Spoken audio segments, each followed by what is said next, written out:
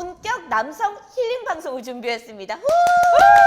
가장 암흑기에 저를 만났습니다. 그리고 같이 암흑 속으로 끌려들어요. 빚도 심지어 갚아달라 그랬어요? 아니 이거를 갚지 않으면 은행에서 계속 독촉 전화가 오니까 서울숲이 우리 오빠는 아직도 싫대요. 제가 왜냐면 서울숲을 제일 싫어합니다. 왜요? 제가 그 서울숲을 공원에서 얘기를 했거든요. 지금도 거기만 가면 어질어질해요. 얼마였어? 그때 당시 1억이 좀 안 되는 돈이었는데 전민기 씨는 결혼 준비하실 때 뭐가 가장 힘드셨어요? 저는 모든 힘듦은 정민현으로부터 시작돼요. 야 안 되겠다. 자, 다음 우리. 주제 넘어갈게요.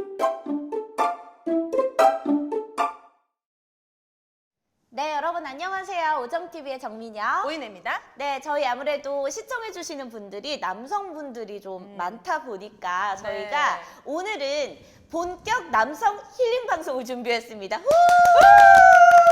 사실 이제 우리는 여자긴 하지만 네. 남자로 사는 것에 대해서 힘들겠다라는 생각을 저는 되게 많이 하거든요. 아들도 키우고 있어서 그렇죠. 그런지. 저는 또 반이 남자지 않습니까? 그렇기 때문에 남자로 사는 거 그 고충 저 충분히 느껴지고 특히 요즘은 더 네, 집값도 올랐고 물가도 올랐고 사는 게 너무 팍팍해서 더 절절히 느끼고 있습니다. 맞아요. 뭐 젠더 이슈다 해가지고 남성분들이 뭐 좀 궁지에 몰리는 경우도 있고 그런 네. 경우가 많다 보니까 남자들이 어디 가서 좀 속 시원하게 나의 고민이나 내가 힘든 점에 대해서 이야기하고 싶은데 할 곳이 없어. 여자들은 만나면 커피숍에서도 하고 전화로도 수다 떨고 네. 다 가능한데 우리 또 남자들은 술 마시러 가면은 쓸데없는 얘기만 하다가 집에 오더라고. 그리고 집에 언제 들어오냐고 와이프가 엄청 압박 주거든. 네, 그래서 오늘은 정말 이 두 분이 허심탄회하게 네. 정말 남자로서 대한민국 남자로서 사는 게 녹록지 않다라는 거 그런 얘기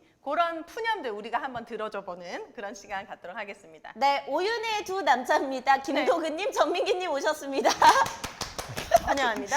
쟤는 왜 표정이 없는 거야 도대체? 오늘따라 왜 이러냐 표정이. 대한민국 남자들의 해우소 전민기입니다. 해우소가 뭐예요?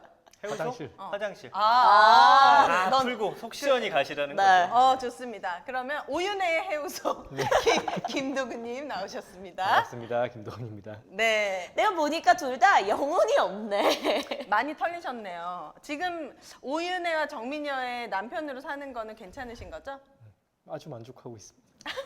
근데 전민기 표정 봐봐. 표정이 왜 이러지? 아니 전민기가 이 사람 이렇게 가면 안 되는데 심지어 형이 아닙니다. 한 살 어립니다. 네, 김도근. 제가 형이에요, 여러분. 네. 아니 근데 김도근 씨가 네. 마음의 소리와 입으로 나오는 소리가 좀 난 다르다고 그러니까. 느껴져. 나도 그럴 것 같거든. 아니요, 그 약간 문득 그런 생각을 한 적이 있어요. 예전에 그간 사귀었던 여자친구들과 결혼을 전제로 생각을 해서 이 친구들과 내가 계속 이어졌다면이라는 생각을 해본 적이 있어요. 아, 다른 여자랑 결혼했다면? 네, 그랬다면 어떤 와디프를 대입해도 와리프. 오윤회를 이길 수가 없습니다. 야 됐다 그만해요. 이거 이제 계속 들으면 당연히 오윤혜는 못 이기죠. 진짜 물리네요. 이제. 아주 콩깍지가 제대로 씌었네. 여러분 우주에 단 한 명 있는 남자를 제가 낚아챘습니다.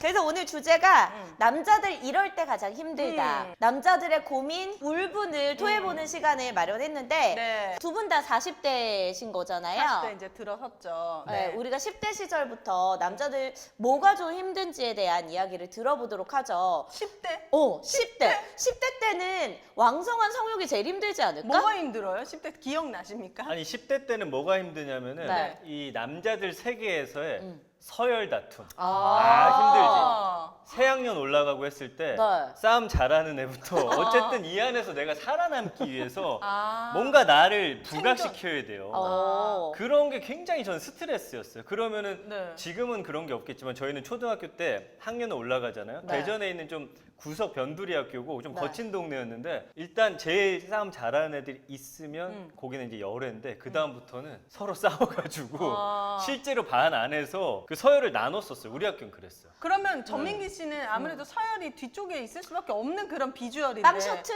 저는 일단 어떻게 살아남았습니까? 아예 끝은 아니지만 네. 한 중간 정도에서 네. 저는 이제 싸움 잘하는 애들 옆에 붙거나 네. 아니면 재밌는 뭐 이런 재미로 다른 유머로. 유희를 주면서 그들의 그 세상에 속하기 위한 노력들이 좀 피곤했어요. 그래서 한 학년 또 올라가면 또 바뀌잖아. 이 친구가 다른 반 가버리잖아. 그치. 그러면 나또 그럼 또 찾아야 돼. 싸움 잘하는 애들 재롱을 미친 듯이 떨어가지고 넌 내 옆에 있어.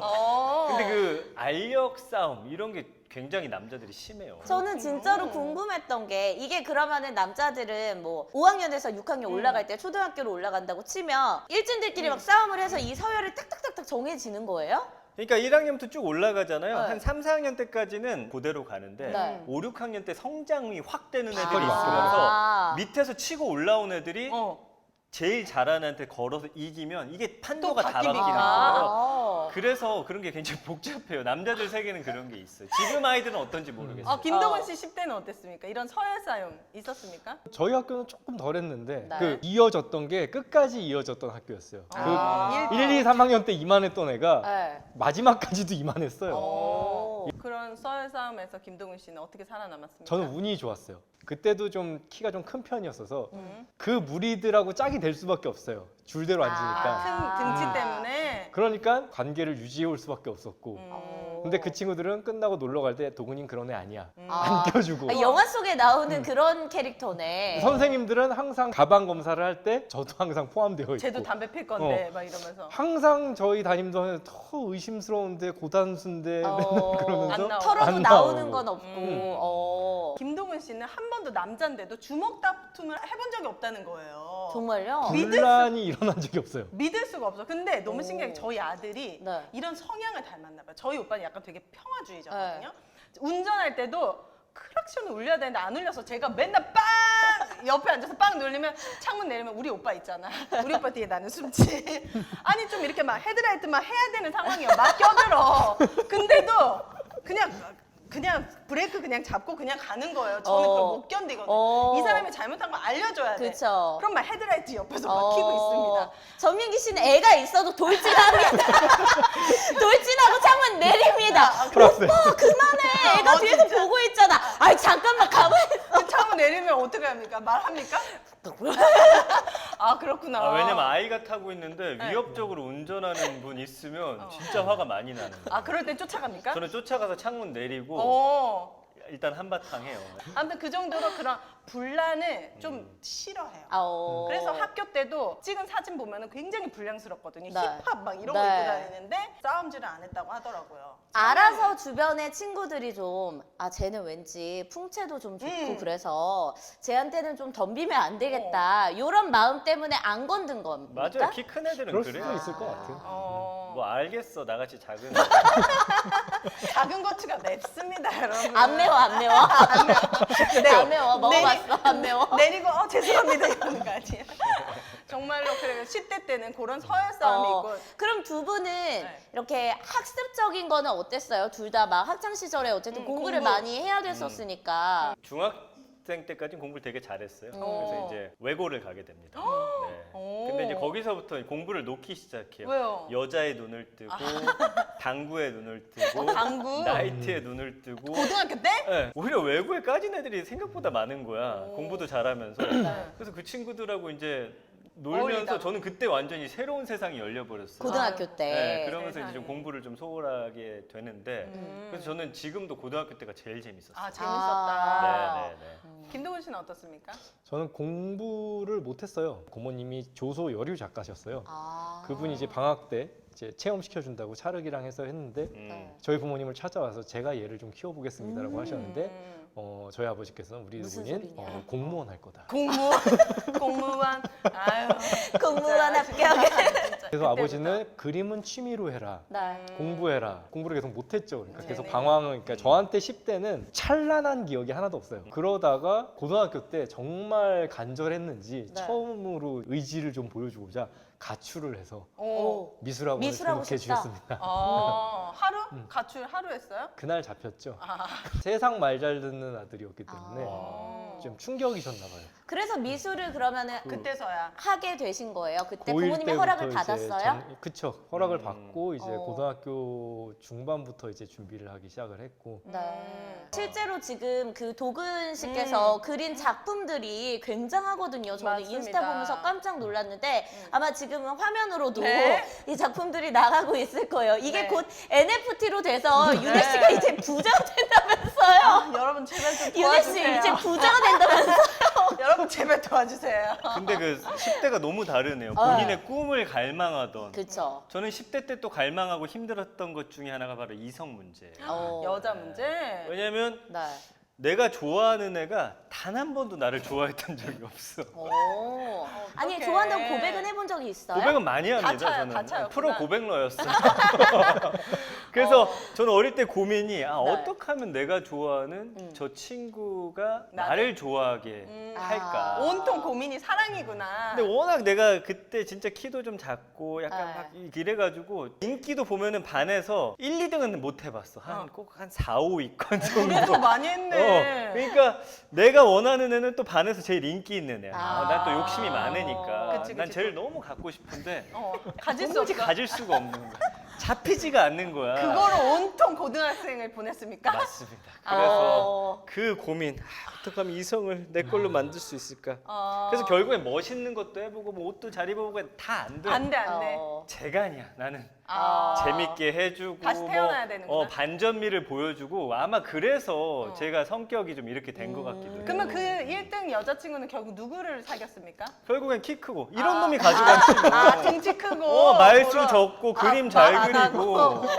하지만 그런 놈도 지금 집에서는 빨래 개고 설거지하고 밥한다는 거. 맞습니다. 이성 문제 없었습니까? 10대 때? 난고만 다니니까 미술학원을 갔는데 다른 여고 친구들도 있잖아요. 네. 그때 처음 이제 교복 입은 다른 여자 아이들하고 무리랑 어울렸었죠. 고백도 많이 받아보고 고백 많이 받아봤다고요? 그 해본 적은 없습니까?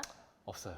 아, 그래요. 어. 재수없다, 진짜. 근데 어때요? 10대 때도 지금 왕성했습니까? 그때도 10대 때 옷깃만 첫 경험- 스쳐도 발딱발딱 그땐 하고 큰일 그랬어요? 났겠지. 첫 경험 10대 때 했습니까? 아니요, 20대예요. 아. 10대 때는 정말 조신했습니다. 그럼 그 10대 때 막 끌어오르는 그러니까. 성욕을 어떻게, 어떻게 혼자? 처리해요? 그땐 다 보이죠? 혼자 스스로. 근데 저는 늦게 시작했기 때문에 네. 그래서 화가 많아졌나 봐. 그거를 그때 풀어야 되거든요. 너무 화가 많았어요 그때. 네. 막 계속 화내고. 지금 그래서 여기가 화가 많거든요. 안 풀려가지고 이제 보니 정리녀가. 내가 늦게 시작했던 게 뭔 성격 소리야. 형성에 아주 악영향을 미쳤다. 아, 그랬군요. 자체 10대 때는 어쨌든 그런 성 문제, 어떤 이성 문제. 뭐 학교에 남자들끼리 서열 문제, 또 이런 거. 20대로 좀 넘어가 볼까요? 20대 때는 남자들이 가장 좀 고민 중에 하나가 제가 봤을 땐 군대거든요. 맞아. 언제 군대 갔다 왔어요? 저는 이제 21살 때 갔나? 네, 그래도 21살 때 21살 갔어요. 때. 적당한 때 갔었네요. 다 현역이십니까? 그렇습니다. 아, 그래? 전민기 씨는 근데 군대도 엄마가 아침마다 늦을까봐 차로 데려다 줬어요. 군대를? 상근 예비역이라고. 뭡니까? 현역은 현역인데. 현역이라며! 출퇴근해요. 아니 그 현역이에요. 지금 무시하고 있습니다. 아니 그 어이없다는 방이랑 표정으로. 다른 거예요. 그거는. 내 알바 아니고 어쨌든 현역 맞습니까? 맞아요. 현역이. 여기는 조교도 하지 않았습니까? 네. 여기는 조교 출신. 해병대 나오셨어요. 아니, 일반 육군입니다. 굉장히 군대 생활이 어두웠다고 저는 들었거든요. 군대 생활 다 다 어둡지. 어둡죠? 군대 생활이 군대 생활 밝으면 밝은 사람도 있나? 아니 지금 결혼 생활도 어두운 거 아닙니까? 사람이 매가리가 없고. 어땠습니까? 뭐 20대 고민들을 좀 얘기해 주세요. 그러니까 저는 뭐 훈련소도 그렇고 오히려 저는 군대는 네. 뭐 상근여서가 아니라 그냥 잘 맞았어요. 왜냐면 나는 그냥 남이 시키는 대로 하는 건 또 잘했었어요. 오. 그래서 뭐 군대가 주는 스트레스보다는 오히려 20대 때는 취업이라든지 뭐 이제 무슨 일 할 건가 나는 네. 그게 제일 힘들었던 것 같아요. 아나운서를 언제부터 선택한 겁니까? 이제 대학교 3학년 때 아. 무슨 일을 해야 될까 고민하다가 원래 이제 PD가 꿈이었는데 네. 좀 성적이 안 좋았다고 말씀드렸잖아요. 네. 그래서 그냥 아나운서로 길을 확 틀어버리는데 친구들도 놀랐죠. 다들 코웃음 치고 네가 네가- 무슨 아나운서냐. 아니 뭐 그냥 그렇게 됐어요. 20대 때는 취업. 취업 고민. 김도근 씨는요? 네. 저 아무래도 미술을 전공하다 보니까 돈이 많이 들어요. 19살 수능 모든 이제 실기시험 끝나자마자 아르바이트를 시작했거든요. 무슨 아르바이트 했습니까? 처음 시작한 게 이제 피자헛이었고 중학교 때 꿈이 원래 요리사였는데 그때는 이제 TV에 남자 셰프라는 게 나올 때가 아니니까 그쵸. 아버지도 무슨 남자가 요리냐. 그러니까 이제 미술을 전공하니까는 서점 가서 서양 서적 보면 옆에 요리책이 있으니까 그걸 자주 봤거든요. 그때 에스프레소 머신을 그때 처음 봤어요. 커피 머신이라고 써 있는데 이상한 기계가 있어서 제가 20살 때 이제 스타벅스 1호점이 생겼거든요. 어디에? 이대 앞에. 이대. 그때 제가 책에서 봤던 그 기계가 있고 그걸로 커피를 만드는 가게가 있는 거예요. 그렇다면 내가 아르바이트를 지치지 않고 하려면 저기다. 와, 신기하다. 그래서 이제 아르바이트 갔는데 당시에는 스타벅스는 이제 다 직원들만 있고 아르바이트 채용을 안 하던 네. 때라 그때 이제 타 브랜드에서 커피 일을 시작하게 된 것 같아요. 커피 일을 하면서 이제 미술 재료도 사고 안 쉬었어요. 안 쉬고 학업을 되게 열심히 했었고. 정민이는 정반대의 삶을 살았거든요. 아니, 맨날 나이트 가고 술 취해서. 에스프레소 머신을 보고 그 심장 뛰는 나 이런 거 좀 부러워요. 왜냐하면 어. 내가 심장 뛰는 무언가가 지금 들으면서 생각난 게 아나운서 준비하기 위해서 아나운서 아카데미를 갔는데 네. 와 여자애들이 너무 많아. 다 예쁜데 아. 막 심장이 계속 얘도 이쁘고 쟤도 이쁘고 쟤도 사귀어 보고 싶고 막 저는 그래서 아나운서 아카데미 안에서 보통 이제 종합반 하나 됐거든요. 네. 저는 무려 4가지 반을 아니 이렇게 여자 좋아하는데 성형이 왜 그 모양이야? 자, 여기서 짚고 넘어가야 네. 할 것은 우리 도구님 아르바이트 너무 열심히 네. 하셨죠? 아나운서 아카데미 4개 반을 끊으려면 그 비용 어디서 나옵니까? 엄마 주머니 속에서. 엄마 카드 엄친하네. 그래서 저는 이렇게 꿈이 어려서부터 확고하고 저는 대학교 3학년 때까지 네. 학기 중에 갑자기 친구가 이제 중국으로 유학을 갔는데 너무 좋다고 놀러 오라는 거예요. 중국에? 휴학계도 안 내고 엄마한테 엄마 나 지금 친구가 중국에 있는데 나 좀 가야 될 것 같아. 근데 보통 그러면 너 학교는 어떡하고 하잖아요. 우리 엄마가 그래 다녀와 그래가지고 학교를 빼먹고 그냥 가요. 저는 진짜 자유롭게 살았어요. 우와. 그래서 뭐 놀기도 많이 놀고 그렇게 여자친구들도 많이 만나고 뭐 그런 저는 우리는 아주 상반대. 두 분이 20대 때 정반대의 삶을 살아오신 것 같고 네. 그러면 이제 30대 때 두 분 다 결혼을 하신 거잖아요. 그쵸? 이 결혼이라는 인생의 큰 전환점을 앞두고 30대 때는 어떤 일이 있었어요, 여러분들에게는? 저는 이제 30대 때 음. 내 스스로 평가하는 전민기는 네. 정말 능력이 대단하다. 자신감이 하늘을 찌릅니다. 진짜 대단했어요. 그래가지고 네네네. 나는 3, 4에 꼭 갈 거라는 그런 믿음. 어. 근데 시험이 이 목전에서 계속 떨어지는 거야. 근데 지금 내가 생각해 보니까 떨어질 만해. 근데 그게 이제 안 되고 학원에서 주변 사람들은 계속 이제 붙기 시작하고 네. 그게 생각보다 굉장히 힘들더라고요. 그쵸. 이제 꿈이 뭔가 내 눈앞에 있는데 잡히지 않는 그 미치겠는 마음. 그래서 그 당시에는 이제 아카데미 여자친구들과 그런 힘듦을 나누면서 대단하다. 그들의 이런 아픈 마음을 위로해주고 위로해주고. 만져주면서 또 연애를 또 많이 그들과 하고. 또 하나가 되고 네, 그걸로? 그러면서 꿈은 점점 더 멀어. 왜냐면 그 친구들은 3, 4에 붙어서 갔거든. 남겨진 자는 저분 혼자입니다. 미치겠다. 그래서 그게 되게 힘들었어요. 뭔가 내가 저기 갈 수 있을 것 같은데 못 옆에서 가네. 또 다 가니까. 네, 그래서 문제는 내 안에 있었는데 나를 탓하지 않고 계속 세상 탓을 하면서 이제 어두움으로 굉장히 빠져드는 그런 암흑기였어요. 저는. 그 시기에 그럼 결혼을 한 겁니까? 맞아요. 암흑기에? 가장 암흑기에 저를 만났습니다. 저는 그 당시에 가장 빛을 발하던 시기였거든요. 그리고 같이 암흑 속으로 저는 저 빛을 좀 받아가지고 나눠 쓰게 됐어요. 그렇군요. 근데 아마 이 보시는 30대 남성분들 취업이라는 거 굉장히 그쵸. 힘들죠. 그게 아마 고민 많으실 거예요. 취업, 그다음에 결혼. 맞아. 현실적인 문제가 한꺼번에 닥쳐오거든요. 그렇네요. 나한테 30대 남자한테는. 네. 취업을 하면 안정적인 생활이 보장되겠지라고 기대를 할 텐데 막상 취업해서 까보니까 이건 그 전의 삶과 별다를 게 없는 것 같다는 느낌이 많이 올 것 같거든요. 맞아요. 도구님은 어떠셨어요? 30대 때? 30대 때가 지금 생각해 보면은 가장 제가 자존감이 높았던 때예요. 오히려 정반대네요. 20대 후반에 네. 이제 그 미술을 하려고 했던 이제 커피 일이 점점 더 매력을 주기 시작을 하면서 직업을 바꾸게 돼요. 그래서 커피 일을 20대 후반부터 이제 아예 나의 직업이야라고 이제 시작을 했는데 그때 약간 주목을 받았어요. 그때는 바리스타라는 단어도 좀 생소했고 기사에 제가 이렇게 커피 만드는 사진이 나오면서 남자가 만드는 커피를 드셔보셨나요?라는 기사가 나올 때였어요. 에스프레소 맨이라는 책도 냈습니다. 우와. 그래서 커피 프린스도 그쯤에 또 나오고 네. 재밌어 보이는 직업이야. 근데 이걸 벌써 7년이나 한 젊은 친구가 있대. 그게 또 돈벌이가 되면서 주목을 많이 받으면서 네. 30대 때는 거의 약간 피크를 찍었던 것 같아요. 전성기였네요. 전성기였죠. 30대 때. 그러면서 동시에 결혼을 되게 하고 싶어 했었고 결혼하면서 뭐 돈이 많이 드는 것들 거기서 오는 또 좀 딜레마가 그 당시만 하더라도 저는 제 직업에 대한 이건 너무 좋은데 아까 민호님이 네. 말씀하신 것처럼 직업을 가졌는데 별반 다른 거 없는 거기에 약간 좀 심취하면서 과연 결혼을 내가 할 수 있을까 열심히 모은다고 모았는데 네. 정말 모았는데 뉴스에 나오거나 매체에 나오거나 대중들이 하는 얘기를 들어보면 택도 없는 돈이고. 근데 이런 그러면서 시기에 저를 만납니다. 여자들이 보통 결혼할 시기에 이게 벤치남인지 허세남인지 구분이 잘 안 가는 시기가 있어요. 근데 제가 그때 허세남에게 한번 크게 당하고 네. 바닥을 찍던 그 시기에 제가 김도근을 만나게 됩니다.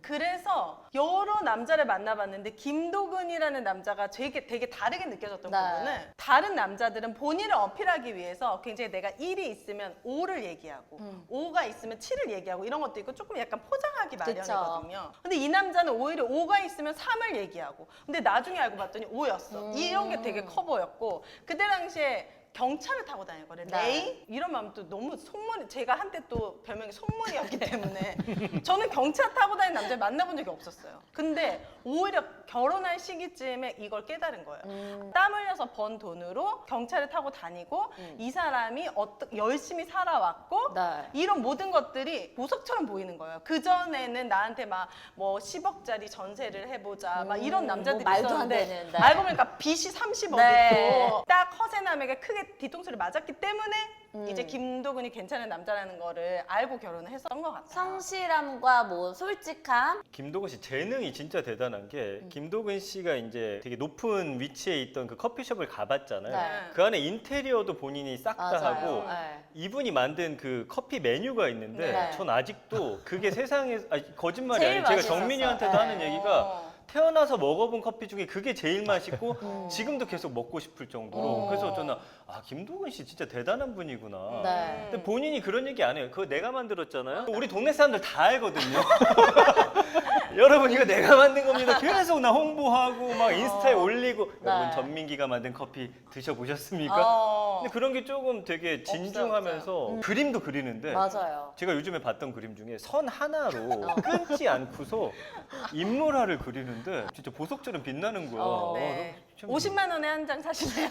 아까 5만 원에 준다더니 그새 또 올리냐. 갑자기 방송 출연하고 10배 같습니까? 그게 근데 저는 그게 부럽더라고요. 약간 지금부터는 약간 좀 마음에 안 드는 성향이에요. 왜요? 그 직업군들은 가시를 좀 해줘야 되는, 그랬으면 그래야 더, 돈이 되는 그랬던 게 직업군이었는데. 있었을지 않을까라는 미비한 후회가 좀 있기는 한데 너무 감추려 하지 않았나 약간 후회도 좀 돼요. 네. 김도근님이 거의 커피계 장인인 것처럼 네. 오로지 빵이라는 한 길만을 파신 명장분이 계시거든요. 맞습니다. 박준서 명장님입니다. 맞습니다. 일명 빵준서죠, 여러분. 네. 우리 오정 쇼핑몰 오픈한 거 아시죠? 빵준서도 오정 쇼핑에서 구입하시면 쇼핑도 하시고 또 우리 오정 TV를 후원해 주시는 그런 방법이 되거든요. 네, 빵준서 뭐 카스테라부터 시작해서 윤혜 씨가 가장 좋아하는 애플파이. 애플파이, 네. 그리고 또 제가 좋아하는 찹쌀떡까지 여러 가지 제품들이 있으니까 오정 쇼핑 들어가서 여러분들께서 구경해 보시고 지금 가장 좋은 게요. 오정 쇼핑에서 한 개만 구매를 해도 무료 배송이 가능합니다. 3,000원짜리에 하나 사셔도 무료 배송입니다. 그렇기 때문에 배송비 걱정하지 마시고 들어온 모든 먹거리들은 다 검증이 돼 있거든요. 네.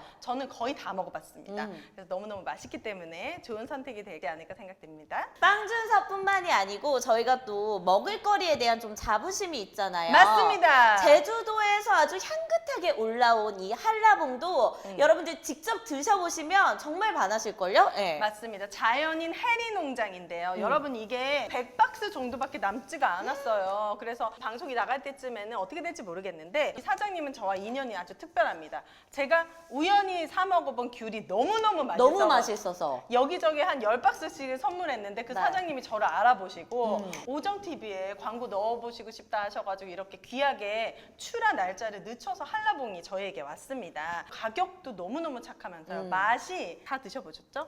새콤, 달콤, 탱글탱글 그 자체입니다. 네. 그래서 여러분들이 선물하시기에도 너무 좋고 집에서 쟁여놓고 드시기에도 이 한라봉은 그냥 실온에다가 놔두면 이 당도가 더 올라간대요. 그쵸. 그래서 냉장고에 넣고 보관하지 않으셔도 3, 4주 정도 두시고 드실 수 있는 맛있는 과일이 되겠습니다. 네, 이 안에 뭐 비타민 C부터 시작해서 좋은 영양소들 가득하니까요. 여러분들 한라봉 드시고 건강 꼭 챙기셨으면 좋겠습니다. 네. 자, 저희가 이제 30대 때 두 분의 이야기를 좀 들었는데 여자들이 결혼 준비할 때 힘든 것들 있잖아요. 그죠? 윤혜 씨 뭐가 제일 힘들었어요? 그때 제가 빚이 많았어요.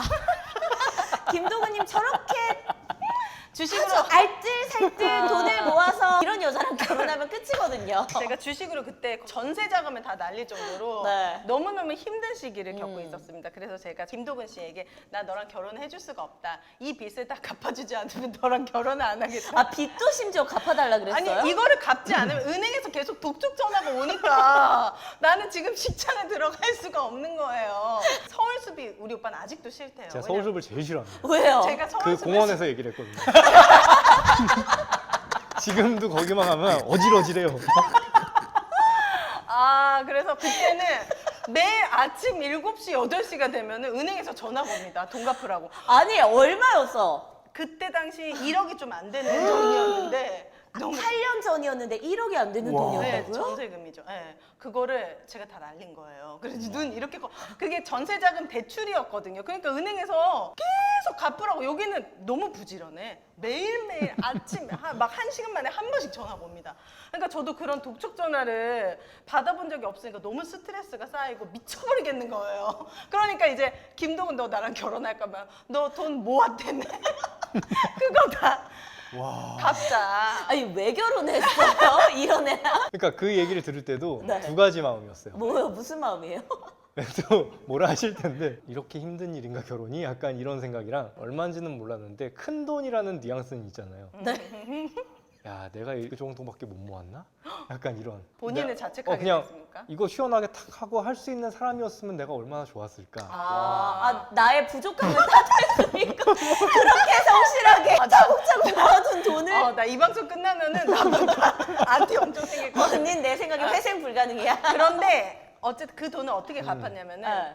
차 팔고 있는 거 다 팔고 누구 차를 팔았죠? 내 차. 아, 네. 내 차 팔고 또 이제 저희 아빠가 저에게 주려고 했던 아파트가 하나 있었는데 그거 다 팔고 해서 이제 다 갚고 이제 결혼을 했습니다. 만약에 제가 정민기 씨랑 결혼을 이제 앞두고 네, 있습니다. 네. 오빠 나 사실 빚이 좀 있는데 난 쉽지 않아요. 난 100만 원 주고 떨어지라고 할 것 같아. 100만 그냥 원 내가 주고. 그거 다는 못 갚아주고 그동안 사귄 정이 있으니 이걸로 정산으로. 차비나 해. 그동안 만나줘서 고맙다. 어쨌든 이제 그거를 이제 탕감하고 나서 어느 순간 이제 제정신이 돌아오잖아요. 네. 그래서 되게 미안해지더라고요. 어. 그때 막 살이 쭉쭉쭉 빠졌거든요. 저 때문에 마음고생 제가 너무 시켜가지고 그런 미안한 마음이 아직도 있긴 뭐 있죠. 대놓고 이걸 갚아주라고는 얘기는 안 했고 네. 그냥 본인이 이제 뭐 이런 상황이 있어서 그게 결혼을 할 수가 없어. 갚아달라는 거예요. 그 말이었거든. 이 호구야. 못 알아듣더라고. 아무튼 그런 이벤트가 있었죠. 결혼했을 때. 그런 어떤 1억이 넘는 큰 빚을 지고 있는 여자에게 다시 또 경제권을 맡겼다는 게. 대단하네요, 대단하죠. 진짜. 그리고 두 번 다시 주식을 안 하겠다고 했거든요. 전민기 씨는 결혼 준비하실 때 뭐가 가장 힘드셨어요? 저는 모든 힘듦은 정민현으로부터 주는데 야, 안 되겠다. 자, 다음 우리. 주제 넘어갈게요. 왜 이러냐, 진짜. 저는 왜냐면 월급이 많지 않은 회사였고요. 네. 그렇기 때문에 저는 그때 모아놓은 돈도 없었어요. 심지어 저도 마이너스 통장이 한 2천만 원 정도 있었거든요. 제가 해줄 수 있는 게 아무것도 없는데 본인은 그 당시에 좀 돈을 많이 벌 때다 보니 눈높이가 이제 높았어요. 뭐 스드메도 그렇고 결혼식장도 그랬고 그 다음에 신혼집 구하는 것도 그렇고 하나 다 내 기준치보다 높다 보니 이게 되게 남자로서 아까 이야기했지만 내가 진짜 이 정도밖에 안 되는구나. 이게 무기력함. 그래서 아마 30대 결혼 준비하시는 남자분들은 집에서 도움을 받지 않는다라고 했을 경우에 이런 좌절감을 한 번씩은 느끼실 거예요. 당연하죠. 특히 요즘은 더 근데 그렇지. 마치 취업 시기가 늦춰지다 보니까 30대 초반에 겨우 취업했는데 35에 이제 결혼을 해야 한다라고 하면 진짜 열심히 모아봤자 네. 그쵸. 제가 볼 때 뭐 2천? 3천? 근데 집값이라는 게 그 말도 안 당시 돼. 전세를 구하더라도 어쨌든 1억이 넘는 금액이다 보니까 그 굉장한 스트레스고 부담이에요. 그러다 보니까 결혼 시기를 계속 뒤로 미루게 되는. 요즘 그래서 결혼을 포기하시는 분들도 많으세요. 혼자서 먹고 사는 데 문제가 없었는데 네. 가정을 이루려니까 내가 벌고 있는 이 돈 갖고는 아무것도 할 수 없구나라는 그 현실적인 좌절감. 네. 그래서 제가 이제 회사를 그만두게 되거든요. 아, 이 월급 갖고는 안 우리 되겠다. 가족 먹어 살릴 수 없다. 네. 그게 저 사실 여사를 감당할 수 없다. 그렇게 적은 돈도 아니었음에도 불구하고 아 뭔가 내가 무리해서 네. 그래서 20, 30대가 지금 코인이라든지 주식에 내가 버는 이 돈으로는 아무것도 할 수 없구나라는 그 생각 절박함. 때문에 지금 다들 뛰어들고 있다라고 보거든요. 네. 저는 근데 그 결혼 초반에 후회했던 것 중에 하나가 네. 자꾸 뭐 남자가 집을 해오고 여자가 혼수를 하고 그리고 뭐 집은 사야 되고 요런 남들과 비교하고 그런 걸 맞춰가려고 하다 보니까 저희도 섣부르게 빌라를 사지 않았겠습니까? 그게 계속 발목을 잡았잖아요. 제 인생의 발목을 잡았습니다. 혹시나 결혼을 고민하고 이런 분들도 꼭 내 집 마련을 하고 결혼을 해야 된다는 그런 어리석은 생각을 하지 않았으면 좋겠어요. 그 내신 마련이 지금은 불가능해요. 근데 불가능한- 전세금도 너무 비싸고요. 맞아요. 하다못해 월세 반전세라는 게 제가 방송 많이 시작한 지 한 2년밖에 안 됐고 그 전까지는 진짜 허덕이면서 저도 살았거든요.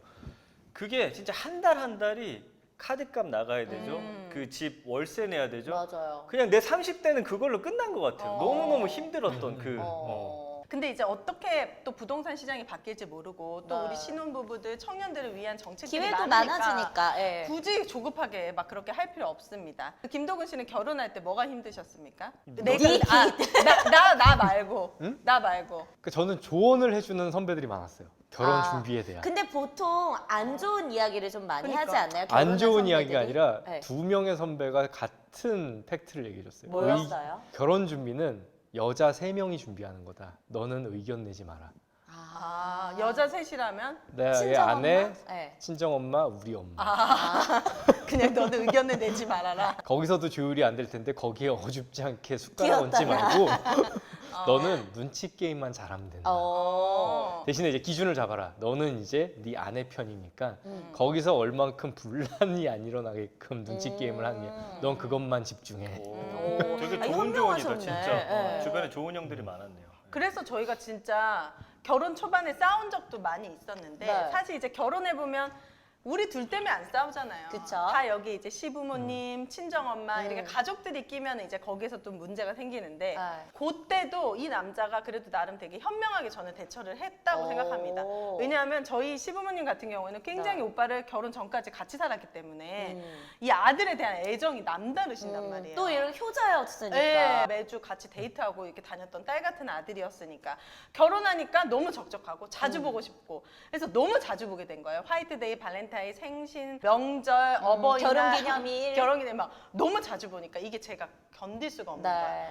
거예요. 그때 이제 저희 남편이 중간에서 많이 힘들었죠. 그래서 어떻게 하셨어요? 부모님한테 말씀드리긴 부모님도 서운해하실 테고. 아니 말씀을 드렸어요. 솔직하게 다. 말씀을 드려서 부모님도 스스로들을 훈련하시더라고요. 적응 기간이 필요하셨구나. 스스로들을 훈련하시면서 안 본다고 해서 얘네가 불효를 하거나 며느리가 우리를 등한시하는 게 아니다. 라는 거를 본인들이 아시게 되더라고요. 그만큼 잘했어요. 네. 그 과도기가 있었는데 한 가지 감사한 거는 우윤혜가 많이 변했네. 약간 이게 좀 느껴질 때가 있어요. 세상 자기밖에 모르는 사람이거든요. 네. 근데 어느 순간 저보다 우리 집을 더 챙기고 있고 구성에 대한 정성을 네. 쏟는 모습을 어떨 때는 제가 부족하게 느낄 정도로 하는 게 좀 보이니까 네. 빚은 그- 빨리 그러면서 이제- 잊어주시고 이걸로 빨리 승화하겠습니다. 이게 남자들이 결혼해서 제일 힘들어하는 부분이 그거 같아요. 아내와 우리 엄마 아빠 사이에서 그 중간에 줄타기를 어떻게 잘하느냐. 전민기 씨도 그런 경험이 있잖아요. 있잖아요. 죽을 뻔했죠. 전민기 씨는 상을 뒤에 없습니다. 아 진짜? 아 진짜? 밥상을 뒤에 없습니다. 아 왜? 죽을 뻔했어? 그러니까 제가 이제 가족을 늘 중시하는 게 부모님은 늘 같이. 아. 네. 근데 이제 정민여 씨 집안은 가족이어도 너무 서로에게 그렇게 독립적이야? 구속하지 말자. 아. 완전히 반대 성향인 거야. 똑같네 우리. 우리 집은 계속 만났으면 하는 거고 어. 나도 어느 순간 보니까 정민여가 굉장히 잘해주고 있고 심지어 뭐 한 달에 한 번, 2주에 한 번씩도 간 적도 있어요. 대전에. 대전을. 그 부분은 굉장히 높게 사요, 제가. 근데 어느 순간 2주에 한 번 가든 오빠 나 이제 힘들어서 2주에 한 번은 못 갈 것 같아. 한 달에 한 번씩 가자. 근데 사람인지라 그때도 좀 섭섭하더라고요. 그리고 또 안 가면 부모님은 왜 안 오니? 계속 언제 보고 올래? 싶다. 보고 싶다. 와서 그냥 편하게 잠만 자라. 와, 막 그 중간에서 미치지. 누구 편을 들 수도 없고 그때 어떻게 했습니까? 제 상을 엎었다니까요. 상은 한 번 이제 스트레스를 업긴 엎었는데 어머니 앞에서? 그 다음부터 그냥 제 핑계를 댔죠. 주말에 이번 주에 결혼식 사회가 있어. 아, 이번 주에는 뭐가 있어서 못 갈 것 같아. 이제 섭섭함을 그냥 네가 나한테 혼자 받아. 그냥 혼자 받으면서. 그랬군요. 근데 아마 이제는 이해하시는 것 같아요. 이제 그래서 좀 시간이 다 지났으니까. 그래서 처음에는 사실은 그것도 네. 부모님도 인간인지라 처음에만 보고 싶어야지 지금 한 3, 4년 지나면 너무 자주 오는 것도 싫어하세요. 그래서 그 한 1, 2년 사이에 그 막 내 옆에 두고 싶어하는 그때 네.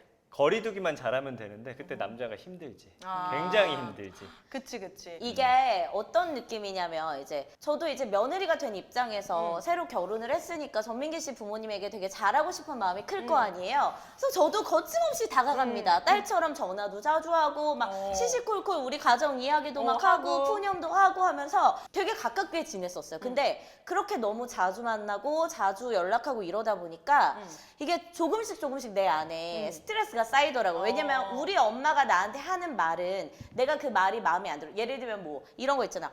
냉동실에 뭐 냉동식품밖에 없네. 이런 말을 우리 엄마가 해. 그러면은 아니 냉동실이니까 당연히 냉동식품만 있지라고 맞받아칠 수 있는데 이게 그치. 시부모님이 되면은 이 말을 못하고 이렇게 참게 되면서 이게 계속 여기서 분노가 차오르기 시작합니다. 다른 식으로 또 해석이 될 수도 있고. 맞아요. 그래서 그러다 보니까 자꾸 너무 가깝게 지내는 것도 좋지만은 않다라는 결론이 이제 제 안에 내려졌는데 이미 전민기 씨와 시부모님 입장에서는 아니 얘가 이렇게 자주 우리도 만나고 이야기도 잘 하는데 갑자기 이렇게 멀어지려고 하면 그거에 대해서 좀 이해를 못 하시더라고요, 처음에는. 저는 그래서 주변에 결혼하는 친구들에게 이런 얘기를 합니다. 네. 결혼은 진짜 마라톤인데 네. 초반에는 열정으로 막 합니다. 맞아.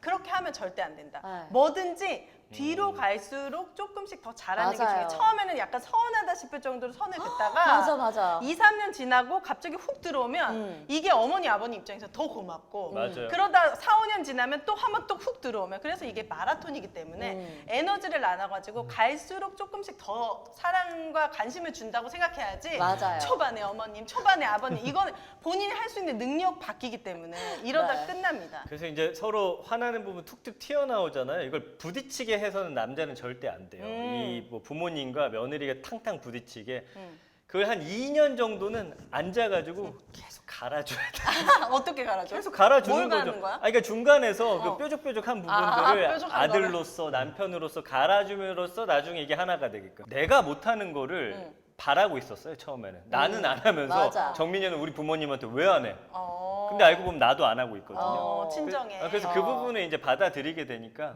전혀 이제는 문제가 저는 없죠. 각자 부모님에게 각자가 잘하자주의거든요. 남의 자식까지 내 부모한테 잘하길 바라지 그래서 말아라. 힘든 게 40대가 되고 나니까 네. 남자로서 우리 사회가 너무 슈퍼맨을 요구해요. 밖에서 사회생활도 잘하고 돈도 많이 벌어와야 되고 좋은 남편, 좋은 아들, 좋은 아빠 좋은 사위 그리고 뭐. 회사에서는 또 경쟁에서 이기는 사원.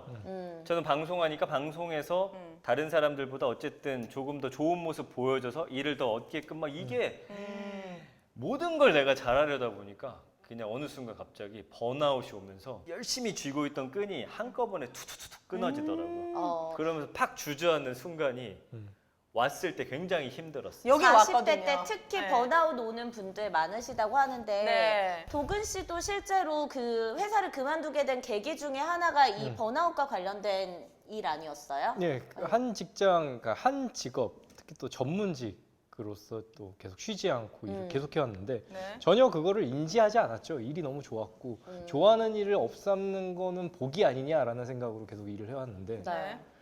어느 날부터 약간 내가 나같지 않은 현상을 느끼게 되기 시작을 했어요. 그 내가 나가지 않다는 건 뭐예요? 그러니까 늘 하던 행동이 아니거나 평소에는 의식하지 않았는데 갑자기 이게 신경 쓰인다거나 아니면 그게 몸에서 반응이 온다거나 그러니까 저는 몸으로 반응이 오는 몸이 어떻게 반응해요? 어디가 아파요 자꾸. 아. 근데 병원을 가면 너무 정상이에요. 건강검진을 해도 정상이고 뭐가 그러지? 그래서 그냥 40대가 됐으니까 이제 나도 이제 망가지기 시작하나 보다. 그냥 그렇게 치부를 하고 있었는데 이게 정도가 심해지고 숨이 잘 안 쉬어진다던가 뭐 이런 좀 반응들이 오면서 지인이 그때 너 그게 몸이 아니라 마음이 문제가 아닐까? 그것 때문에 좀 리프레시 할까 싶어서 같은 일인데 이제 이직도 해보고 네. 이직을 했는데 정도가 더 심해진 거예요. 그때 이제 윤혜가 상담을 좀 받아봐라. 네. 도움이 많이 됐나요? 좀 속이 시원해져요? 일단 나랑 아무 상관없는 사람이 내 얘기를 들어주는 거에서 음. 위안이 많이 돼요. 그러니까 나한테는 하지 못했던 얘기들이 음. 엄청 쏟아냈다 하더라고. 그래서 무슨 일이 있어서 물어보면 한 두 문장으로 다 나한테는 요약이 되는데 거기에서 한 4시간을 있다 오는 거야. 그러면은 평소에 그 도근 씨가 그 쌓아왔던 어떤 스트레스나 상처나 이런 것들을 아내에게 이야기하지 못하는 이유는 뭐예요? 그게 이제 아까 민경이 말씀하신 것처럼 네. 가정을 갖고 있다라는 것. 생계를 위한 어떤 책임감이 있으니까 견뎌내려고 하거나 드러내지 않으려고 하는. 웬만해선 다 이겨내면서 살아왔으니까. 네. 근데 그게 이겨낸 괜찮을 게 것이다. 괜찮거나 이겨내지 못했던 거죠. 그게 이제 지금 터진 것 같아요. 남자는 그 좀 쌓이는 것 같아요. 여자들은 이제 모이면 남편 욕도 하고 우린 주기적으로 풀거든요. 진심은 아니더라도 뭐 시댁 욕도 하고 하면서 그게 풀리는데 네. 남자들은 만났을 때 아내 욕하는 걸 전 단 한 번도 들어본 적이 없어요. 남자의 그렇대요. 성향상 네. 아니면 뭐 장모님, 장인 욕하는 걸 저는 태어나서 한 번도 들어본 적도 없고 어. 나도 그런 저도 해본 적 말 없고 들어본 적 할 없고. 생각도 없고 사회 안에서도 이제 피라미드가 되면서 올라가면 올라갈수록 경쟁은 심해지는 상황에 내 자리는 더 줄어들고 네. 실력은 또 지금 이상으로 보여야 되는 게 있기 때문에 맞아요. 일이 주는 스트레스가 있고 자식은 커가기 때문에 벌어야 하는 그 돈, 그 다음에 아까 말씀드린 대로 빚도 있고 이게 잠깐이라도 삐끗해서 내가 한두 달 쉬었을 때 오는 타격 같은 거를 생각 안 할 수가 없거든요. 내가? 거기에 그리고 체력은 20대와 다르게 반토막이 나는데 그치 그치. 끌고 가야 되는 거는 20대 체력을 거의 요구를 해요. 그쵸. 거의 비슷하게. 그러니까 몸이 힘들고 정신이 힘들면서 진짜 억지로 부여잡고 있던 게 한 방에 와르르르 무너지면서 저도 이제 똑같은 경험을 하는데 방송 녹화를 하고 있는데 갑자기 눈앞이 하얘지면서 아무것도 안 보이고 심장이 두근두근 돼서 바깥으로 뛰쳐나가고 나만 그런 게 아니더라고요. 주변에 40대 친구들이 그런 증상을 굉장히 많이 느껴오면서 네. 대화를 하면서 좀 많이 풀렸고요. 그러니까 내가 진짜 힘들 때 이거를 속 시원히 이야기할 만한 그런 해소가 필요할 것 같다는 맞아요. 생각도 들고 말씀하셨듯이 내가 이제 부담감은 점점 커지는데 체력이 내가 20대 때가 아니라는 거잖아요. 네. 근데 방법이 있어요, 여러분. 없지 않습니다. 야 여기서 광고를 하냐 임마!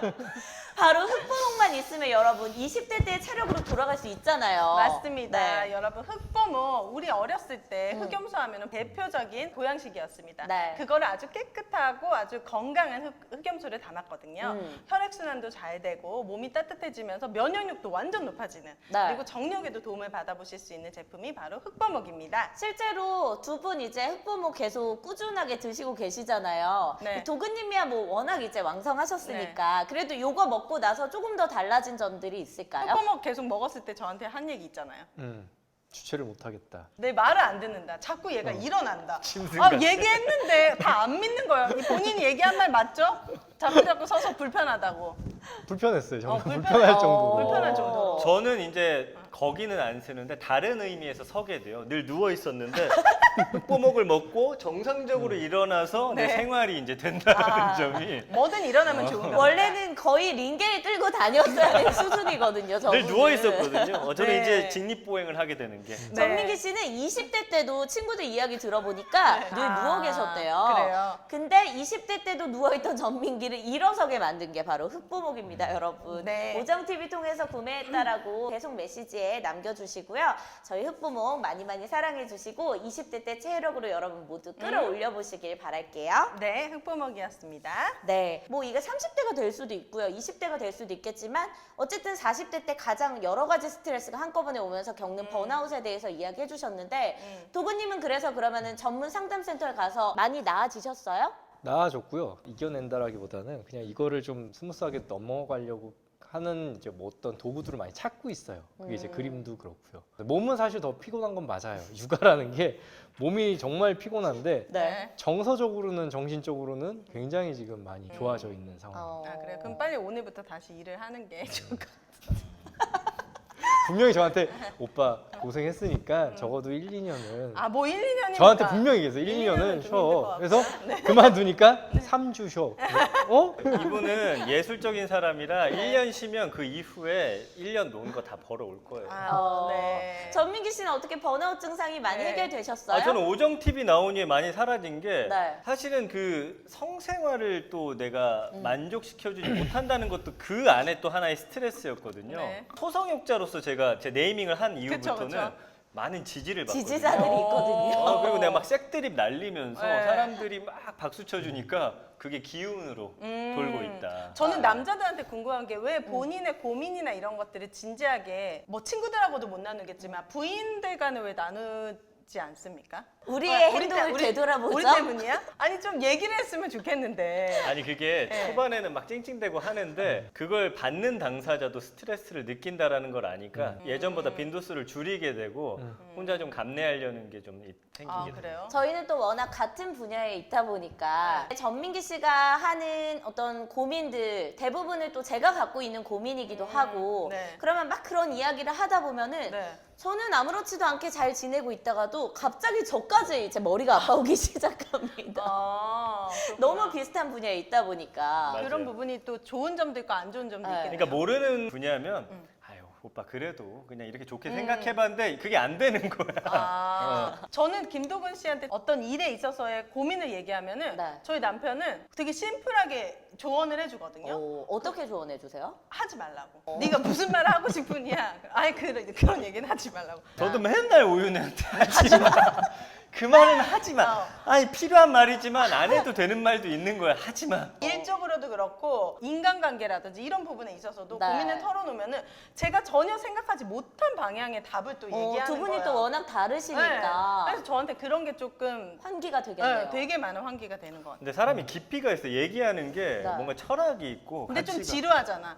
나는 오정 TV 오윤혜 씨 특히 지루한 건 못 참으시거든요. 내가 너무 지루하거든요 지금. 톤도 좀 도레미까지 좀 높여줬어요. 아니 뭐 방송인도 아닌데 뭐. 아, 그건 그렇지만. 네. 아니 근데 꼭 뭐 네. 이번 편은 막 웃음이 빵빵 터지진 않았지만 공감하시는 분들 많을 거예요.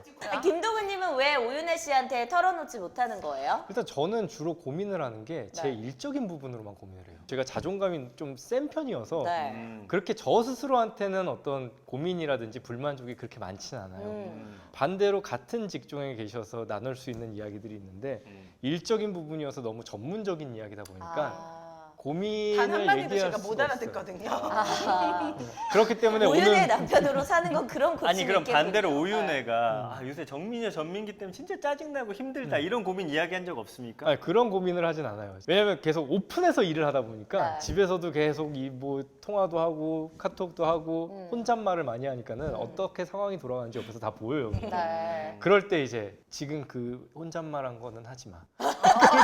아 무슨 말을 하는 건지 궁금하다. 제가 혼잣말을 진짜 많이 하거든요. 네. 그래서 제 친구가 어떤 방송에 나왔는데 얘가 왜 여길 나왔지 마 이런 얘기를 하니까 그 얘기는 하지 마. 물어보지 그것도 마. 우리들도 다 하지 말라 그랬잖아. 그런 것들처럼 바로 저는 이제 숨길 수가 없기 때문에 아. 그런 것들 옆에서 잘 그리고 캐치해 주는 것 같아요. 윤혜 성향 자체가 공감을 안 해주고 나는 무조건 공감을 해결을 해야 돼. 그래서 근데 어떡할 그 거야? 해결책이 정확하지도 않아요. 그냥 관심 없어. 오윤혜한테 무슨 얘기 하잖아요? 그럼 쟤는 여기서 그냥 끝내려고 하는 거야. 아, 이 오빠가 더 이상 힘들다는 얘기 못하게 해야 돼. 아, 이거 오빠가 잘못했네. 빡. 그 저한테도 맨날 그래요. 이제라도 좀 공감 좀 해주세요. 몸에 대한 많이 나누고. 맞아요. 그래도 늘 귀 속에다가 오윤혜 씨한테 난 너랑 매일매일 하고 싶어. 이거 한 것도 돼야지. 아니 다양한 체의를 매번 구사하시는데 그거 어디서 보는 겁니까? 갑자기. 아 나 진짜 궁금한 거 야동도 안 보는 것 같은데. 저는 정말 야동을 안 봐요. 매번 새로운 걸 시도하거든요. 오. 그거는 어떻게 본인의 상상력입니까? 그냥 상상력입니다. 상상력이 무궁무진합니다. 웬만한 야동을 따라올 수가 없어요. 역시 예술한 남자는 다른가 그래서 보군요. 저는 예. 매번 이렇게 새로운 거를 시도할 때 아 이 남자 어제 또 뭐 봤나 궁금한데 볼 시간이 없거든요. 뭐 하나만 얘기해 줘봐요. 어떻게 하는데? 뭐 너 아니, 이렇게 접어놓고 하니? 뭐야? 접기도 합니다. 어떻게 접어? 아 폴더처럼? 아 왜 이렇게 접어놓고서 그만합시다. 그런 거 하다 부상 입은 적 없어요? 예를 들어서 너무 무리한 자세여서 갑자기 그 저분은 걱정이 많으시거든요. 그래요? 똘똘이 근육 경직이 온다든지 아 삔다든지 그러니까. 그거를 다양하게 시도하려고 상상도 많이 하고 했던 포인트 중에 하나는 네. 안에 속옷 취향에서도 있어요. 왜요? 속옷이 안 받쳐주니까. 속옷이 그놈의 속옷 진짜. 내가 진짜 한 번 사주고 싶다. 우리 여기 오정 쇼핑에 속옷은 없습니까? 저한테는 속옷의 취향이 곧 강직도의 차이거든요. 그 정도로 중요한데. 굉장히 중요한 거예요. 근데 제가 저한테는. 속옷을 안 바꾸니까 안 바뀐다기보다는 점점 퇴화하니까 아니 매번 새로운 거 샀는데 그것도 마음에 안 어디까지 듭니까? 커질 예정입니까? 아니 가슴 밑에까지 올라오거든요 팬티가. 벨바지 형태로. 요즘 기능성 속옷이 많아서 나중에 그냥 올인원으로 입으시겠어요? 기능성에 정말 부정적인 사람인데 아니 근데 그거 입으면 무슨 기능이 있는 거예요? 아니 배를 따뜻하게 해주고 그리고 옷을 입었을 때 편하거든요. 그럼 직접 사서 이거 한번 입어봐라고 안 해보신 적은 입어요. 없어요? 사줘도 사줘도 불편해. 아니 근데 그거 준비 안 한 덕분에 카마수트라 됐잖아. 그러니까 지금. 새로운 것들이 어. 그리고 본인은 좀 더 길게 하고 싶다 이쯤에서 끝내고 싶다 이런 조절이 가능하거든요. 그거 할 때 딴 여자 생각합니까? 좀 오늘 오래 하고 싶다 이럴 아니 때. 내가 볼 때는 싸고 싶을 때 네 팬티 한 번만 봐도 그냥 바로 멈추 깬다고. 그렇지. 자, 우리가 이제 40대 남자들의 어떤 네. 고민들 그리고 뭐가 힘든지에 대해 들어봤는데 저는 우리 오정TV를 보는 여러분들의 고민도 되게 궁금하거든요. 맞아요. 그리고 우리가 같이 공감해줄 수 있으면 또 공감해줄 만한 내용들도 방송에서 다뤘으면 좋겠어서 댓글로도 좀 많이 남겨주셨으면 좋겠어요. 아니면 저희 메일로도 이런 고민이나 사연. 사연 있으면 보내주시면 저희가 같이 고민하고 같이 또 힐링하는 그런 네. 시간 만들어 보도록 하겠습니다. 네, 저희가 처음으로 이렇게 각자의 남편들을 모셔가지고 방송을 해봤는데 네. 두 분 이제 방송 어떠셨는지 마지막으로 우리 오정TV 시청자분들에게 이야기해 주시죠. 저는 이제 10만 구독자가 된 상황에 네. 네. 좀 더 유명하고 좀 더 프로 방송인을 모셔야 맞다고 생각을 했는데 그때 매불쇼 나가서도 재미없었거든요. 저 나갔을 때. 그래서 정말 내가 괜찮은 거야라고 계속 물어봤어요. 네. 근데 본의 아니게 제가 힐링을 하고 좀 스트레스가 많이 풀리셨어요? 많이 풀렸습니다. 그래요? 오윤회에 대한 불만은 어디 가서 얘기할 수 없었거든 지금까지. 근데 뭐 들어보니까 네. 해결 못할 불만이 아니기 때문에 네. 해결할 수 있습니까? 두 분 사이는 더 불타오를 것이라고 아. 생각합니다. 어떻게 해결해야 되죠? 오늘 또 소금만 가서 사면 오윤회 한번 반으로 접어가지고 폴더 윤회. 네. 오늘 나와주셔서 네. 너무 즐거웠어요 저는. 아, 감사합니다. 근데 톤이 좀 낮아. 답답해 뭐 죽겠고. 방송인으로 키울 거니. 그건 아니지만 김도근 씨가 풀렸다면은 오늘 밤도 뜨겁게 마무리해 보도록 하겠습니다. 네, 두 분 가정에 평안이 찾아오기를 네. 다시 한번 바라겠고 전문기 씨도 인사해 주시죠. 저는 이제 좀 더 띄엄띄엄 나올 생각이에요. 네. 네. 소재가 다 고갈났어요. 이제는 뭐 색드립도 없고 네네. 나만의 무언가를 채우고 나서 네. 예전의 매력적인 전민기로 돌아오겠습니다. 네. 저희 오정TV 계속해서 앞으로도 사랑해 주시고요. 오정 쇼핑도 놀러 가서 쇼핑도 하고 네. 저희 방송에 좀 후원도 해주시는 그런 여러분이 되시기를 제가 간절히 부탁을 드리겠습니다. 여러분 감사합니다. 감사합니다.